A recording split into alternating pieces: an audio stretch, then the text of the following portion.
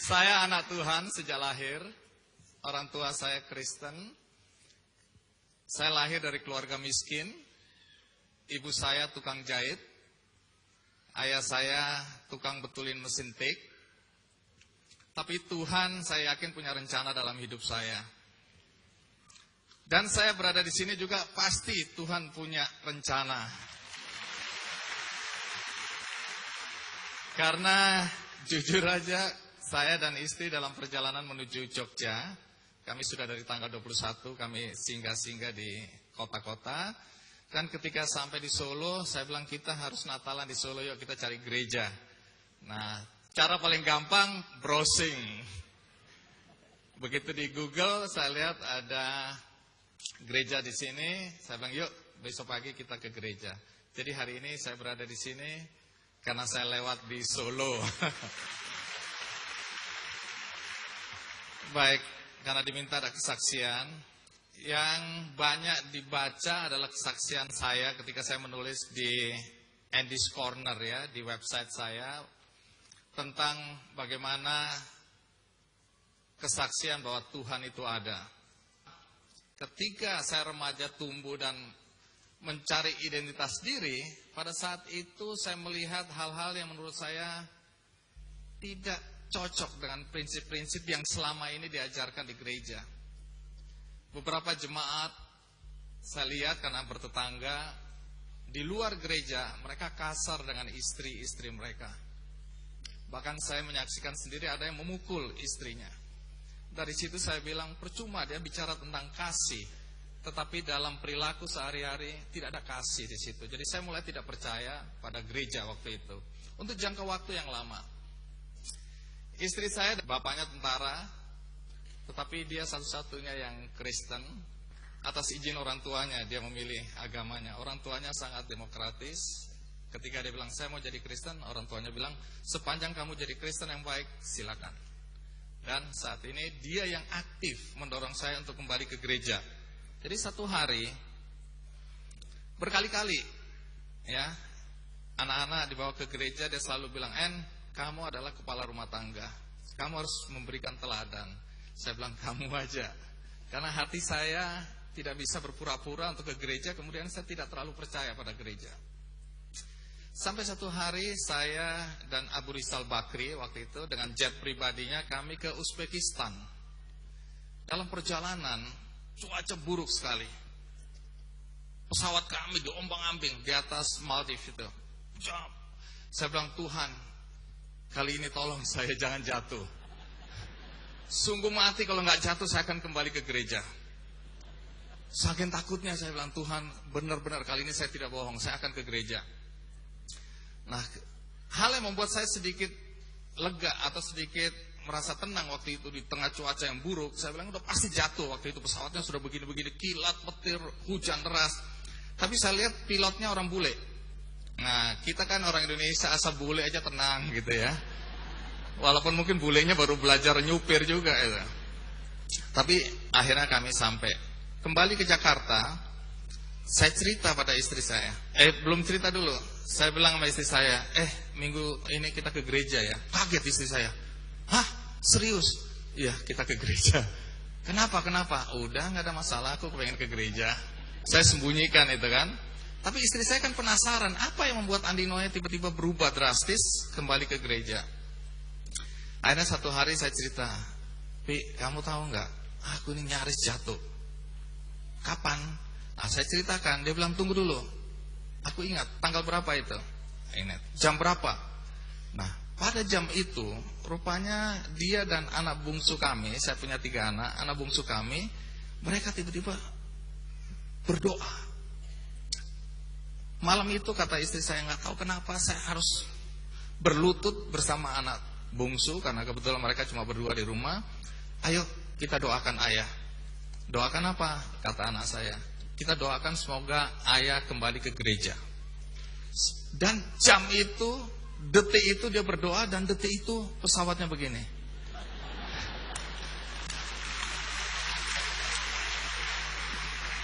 Sejak itu saya bilang sama istri saya, "Jangan sekali-sekali kamu berdoa seperti itu kalau aku lagi terbang."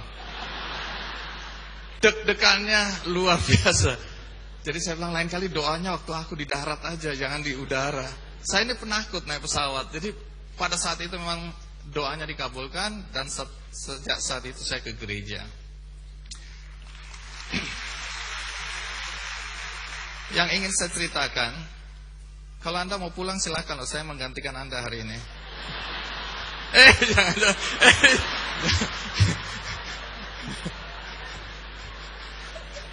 Soalnya sudah 8 kebaktian, jadi mungkin Anda capek, Anda mau pulang istirahat. Biarkan saya jadi pendeta hari ini. Istri boleh ditinggal, Anda pulang aja. Nah, satu hari kakak saya punya 2 kakak perempuan, minta diantarkan ke dokter. Saya bilang, ayo saya antarkan. Dokter apa? Spesialis kanker. Nah, sudah lama rupanya dia menahan diri. Dia tahu bahwa dia kena kanker.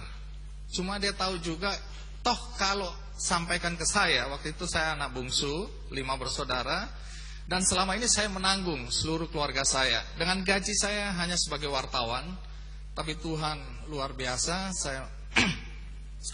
Kakak saya tanggung dengan 5 anaknya, ada kakak perempuan lagi saya tanggung dengan 3 anaknya. Jadi tiba-tiba anak saya jadi 11 orang dengan gaji yang cuma segitu. Tapi Tuhan luar biasa, semua bisa saya cukupi.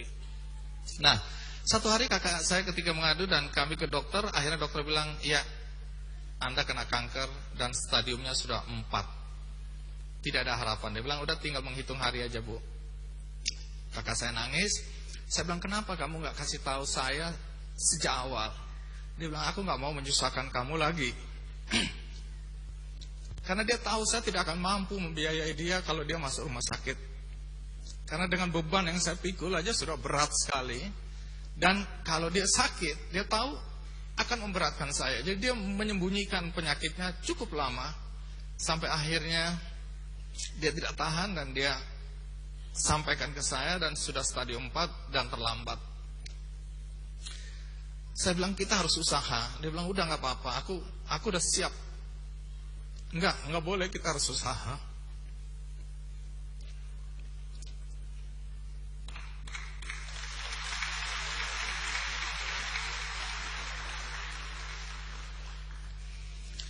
Akhirnya kami ke rumah sakit Darmais dan dokter bilang memang harus dibuang, dipotong.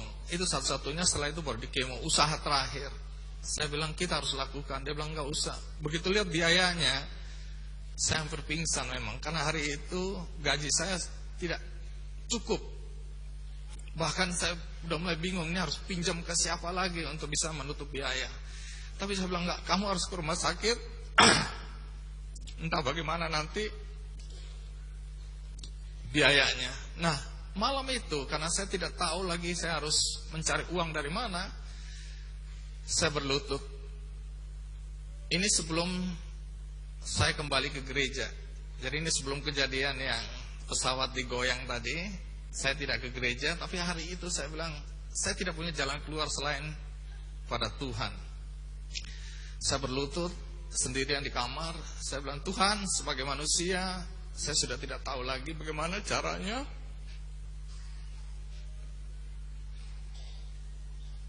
Bagaimana caranya mencari uang untuk biaya operasi kakak saya.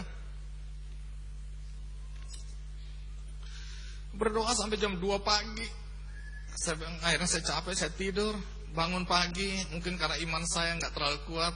Saya bilang nggak ada keajaiban apa-apa.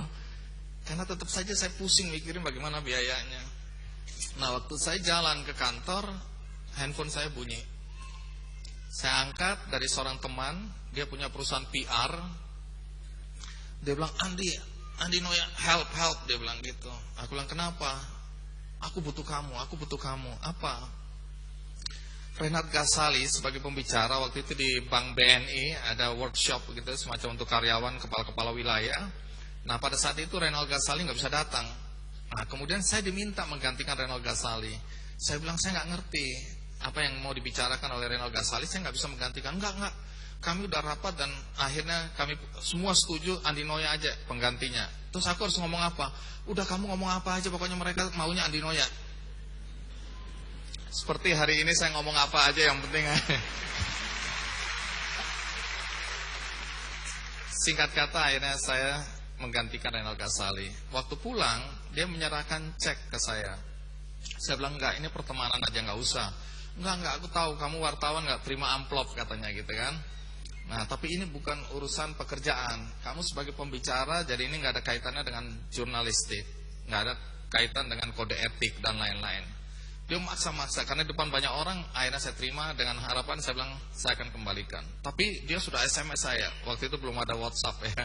SMS dia bilang please terima, jangan kembalikan. Dia bilang gitu. Ini betul-betul sebagai profesional. Nah akhirnya saya bilang ya sudahlah, mungkin ini memang Tuhan sudah atur. Saya terpikirkan kembali, oh iya, siapa tahu bisa-bisa untuk nambah uang operasi kakak saya. Begitu saya buka, bapak-bapak, ibu-ibu sekalian, tahu berapa angka di dalam cek itu? Sama persis dengan jumlah yang harus saya bayarkan. Sama persis, tidak kurang 1 sen, tidak lebih 1 sen. Saya kaget lihat itu. Saya bilang, Tuhan, Engkau dengan caramu menjawab doaku. Saya tidak menyangka bahwa Tuhan memberikan langsung cek ke saya. Tapi Tuhan belum puas. Dia bilang, kamu gak percaya sama aku. Lihat apa yang terjadi. Waktu saya datang ke kakak saya sampaikan cek itu. Saya bilang, udah kamu tenang aja, operasi, uang sudah ada. Terus dia bilang, kamu tahu nggak? Tadi malam Surya Paloh datang. Waktu itu kami belum punya Metro TV, saya masih kerja di Media Indonesia.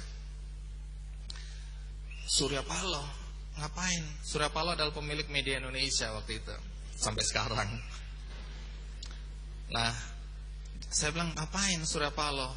Nggak tahu, dia datang aja besuk aku. Loh, saya nggak cerita sama sekali ke Surya Paloh bahwa kakak saya sakit. Terus apa kata Surya Paloh? Dia bilang, mulai hari ini sampai kapanpun juga seluruh biaya saya yang akan tanggung. Dan itu dia buktikan 1 tahun lamanya dalam perawatan. Karena 1 tahun itu kakak saya tidak pernah keluar dari rumah sakit. Dia setiap hari berada di rumah sakit. Dan kakak saya imannya luar biasa. Karena dia mengajarkan saya, dia bilang, dia panggil saya Andy. Kita ini ibarat arang, orang-orang Kristen. Waktu itu kan saya tidak percaya pada gereja. Dia yang selalu mendorong saya. Bahkan baptis saja, walaupun hati saya waktu itu belum terlalu percaya, dia bilang, enggak, kamu harus baptis saja. Nah, dia bilang, kita ini ibarat arang. Kamu enggak bisa merasa bahwa imanmu cukup kuat. Karena saya selalu merasa, saya percaya pada Tuhan Yesus Kristus. Saya enggak perlu ke gereja. Iman saya sangat kuat, saya bilang. Dia bilang, enggak bisa, Kenapa? Ibarat arang dalam tungku. Gereja adalah tungku. Kalau kamu keluar, kamu mungkin akan jadi bara. Tapi berapa lama kamu? Karena ketika imanmu mati, kalau kamu di gereja, maka arang-arang lain yang akan membakar kamu sehingga imanmu terus tumbuh.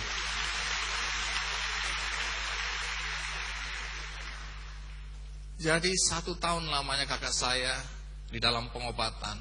Akhirnya kakak saya meninggal. Tetapi yang membuat saya bahagia adalah dia meninggal secara terhormat. Dia meninggal dengan perawatan terbaik. Dan itu karena Yesus Kristus Tuhan kita. Terima kasih.